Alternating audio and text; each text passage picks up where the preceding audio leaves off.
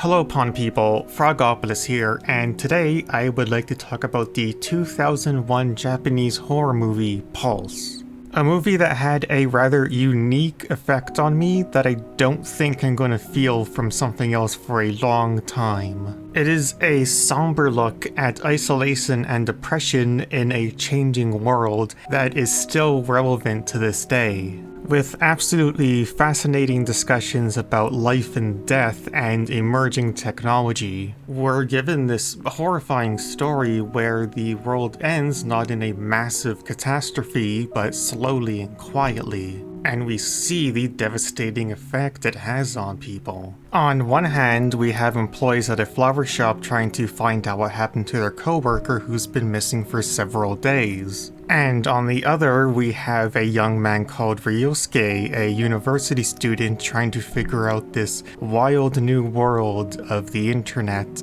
befriending a computer science student named Haru in the process. In both cases, technology plays a big part, and they're all dealing with the fact that the people around them are disappearing, or leaving this world by their own hand. Pulse is unflinching in its depiction of this tragedy, and I understand if this subject matter is something that you don't want to engage with. This movie handles a subject with respect, and it never feels like it's trying to manipulate you emotionally. There is also an underlying of humanity that I think is really important to talk about. Though to really talk about that, I have to talk about the more paranormal aspect of Pulse. Here we have an intertwining of technology and the afterlife.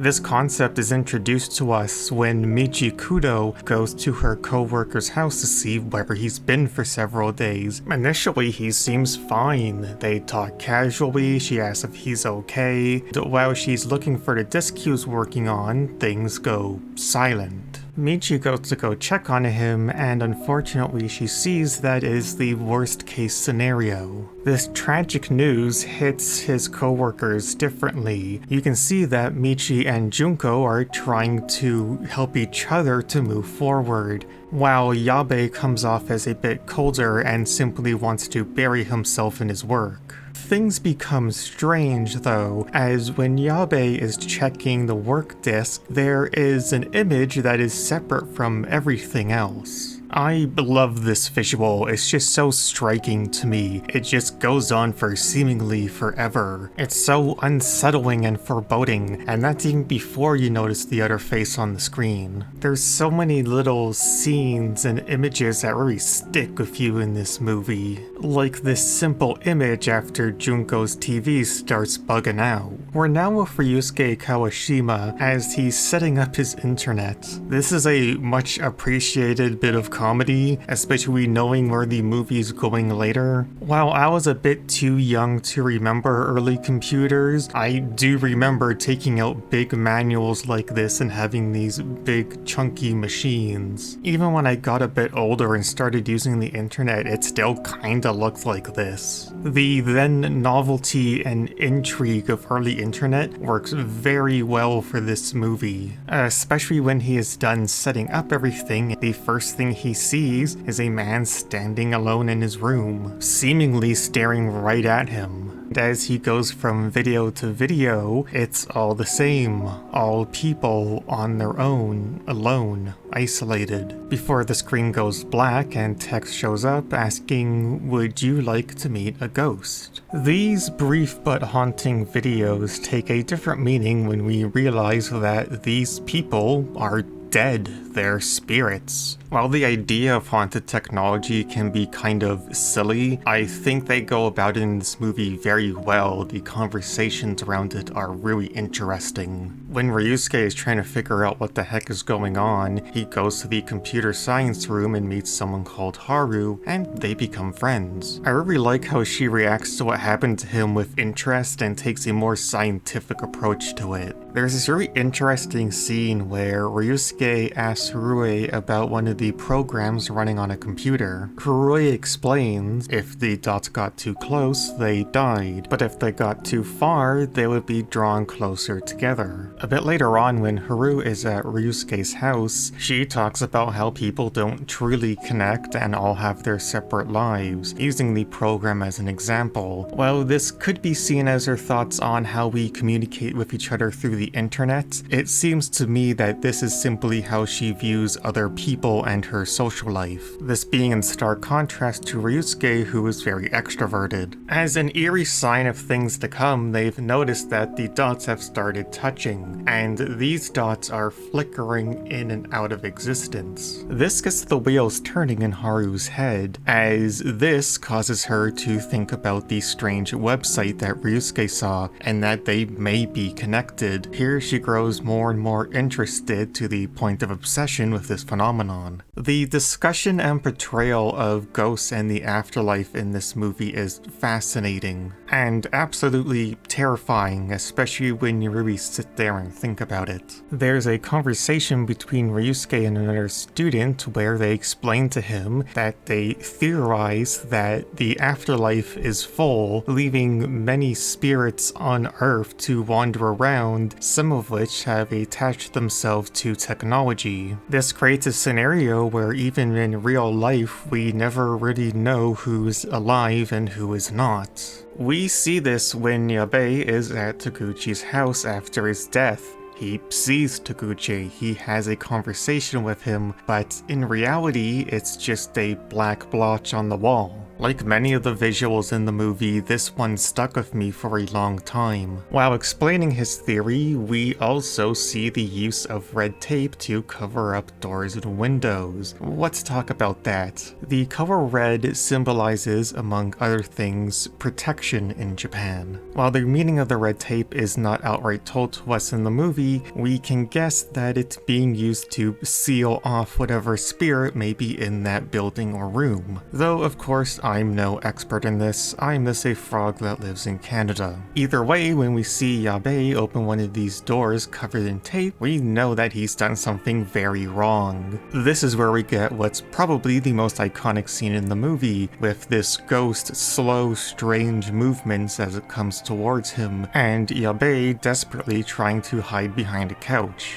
Yabe's run-in with the ghost had dire consequences, as we learn that they erode your will to live. At first, it seems like he's just being cold and distant as he was before. He's not really listening or talking to anybody. Though when Michi finds him in the storage room, he's gotten a lot worse, and he warns her never to go into the forbidden room. The next time Michi sees him, much like Yabe and Taguchi, he's not there despite her talking to him. She starts hearing him say, "Help, help, help," where then she gets out of that room. Something very similar also happens to Junko, but in this case, Michi is there to pull her away. Michi takes it upon herself to be there for her. Michi is still very much affected by everything around her, but she's going to stick with Junko and help her out because it's the right thing to do. We see this with Ryusuke and Haru too. Haru has gradually gone more and more into an existential crisis, with Ryusuke trying to keep her grounded and optimistic. Ryusuke doesn't really know Haru. They've only known each other for probably a few days by this point. He doesn't want to give up, he wants to figure out how they can get out of this situation. You can say this is naive, but why not try? In the last third of the movie, Junko quietly disappears in a very devastating scene. I feel absolutely horrible for Michi here. Ryusuke and Haruhi get on a bus in an attempt to escape. The bus is running, but the carts are empty, it's just the two of them. Seeing them comfort each other on this quiet bus going nowhere is heartbreaking. More so when the bus suddenly stops, Haruhi sees this as a sign that things are hopeless and runs back to her place. Haruhi goes onto her computer and goes to the site. She watches a video that we had only seen part of, but now we see the whole thing and it's absolutely horrific.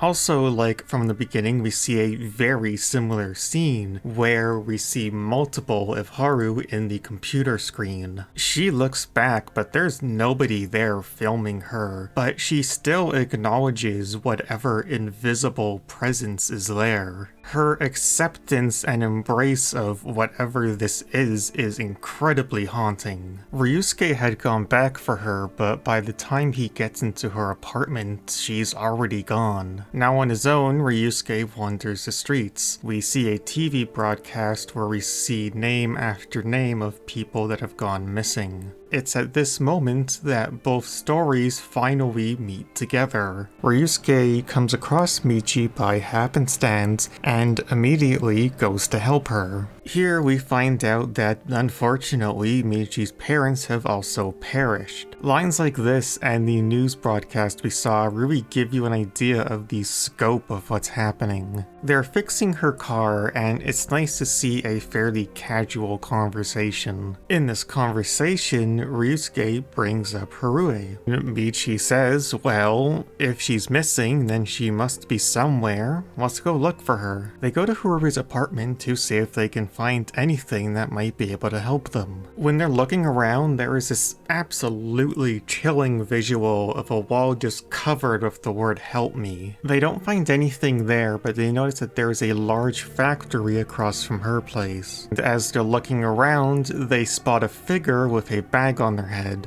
When this person takes the bag off their head, it's Harue. But this brief reunion only ends in tragedy. This is absolutely gut-wrenching. At this point, they're both emotionally drained. Their plan now is to go to the harbor and take a boat to anywhere but here. The car's out of gas though, so Ryusuke has to go back inside of the factory. He is seemingly lured into danger when the cap of the gas canister falls off and rolls into one of the rooms of red tape. The door shuts behind him and he comes face to face with a ghost. The ghost speaks to him, and here we get the most chilling line in the whole movie. When finally confronted, the ghost says, "Forever, death was eternal loneliness." A line that Ryusuke refuses to acknowledge. But he's trapped here, he quite literally cannot ignore this. When he goes to physically confront the ghost, he grabs at him and doesn't go through him but latches right onto his shoulders. This is real and there's no more running. Michi goes back into the factory to look for him and finds him right where Harue was. She can interact with and talk to him, but when they get up and leave, we see that same black spot on the ground. Even so, whether Ryusuke is really there or not, Michi still takes him with her and they both go to the dock.